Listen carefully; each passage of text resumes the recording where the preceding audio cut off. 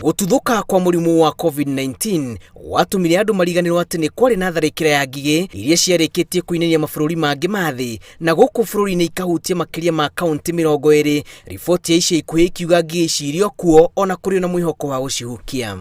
For the food security of Kenya, especially after a problem like the coronavirus, how are we going to feed Kenya?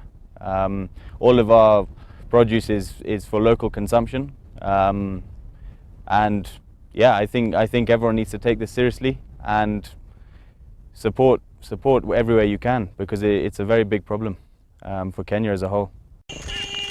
Riboti kuma kiama-inĩ gĩa kĩmabũrũri kĩiro na ũrĩmi irauga Kenya nĩ ĩmwe ya mabũrũri marĩa mahutĩtio nĩ tharĩkĩra ya ngigĩ na ĩrĩ gatagatĩ-inĩ ka mabũrũri mana ma Afrika irathĩro kũrĩa andũ matanyihĩire milioni 20 mambĩtie kũgomerwo nĩ ng'aragu.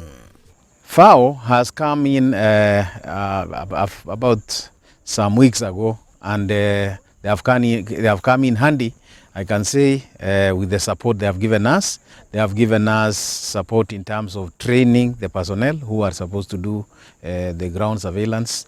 They have also supported us in terms of the pesticides, procurement of the pesticide. They have supported us with the hiring of the aircraft. They have hired 3 aircrafts for us. Through the FAO, you know, we sprayed today, we sprayed yesterday, we sprayed the locusts, and I think large-scale spraying, controlling of the swarms, and just educating everyone on how big this problem is, and we can get everyone behind. If anyone sees a swarm, it's reported.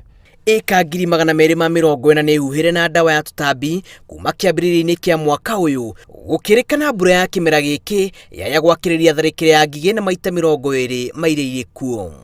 If the locust infestation continue without being controlled, it is going to impact a lot in the availability of food. There is also the restrictions of timing and also locating the swarms because of the curfew.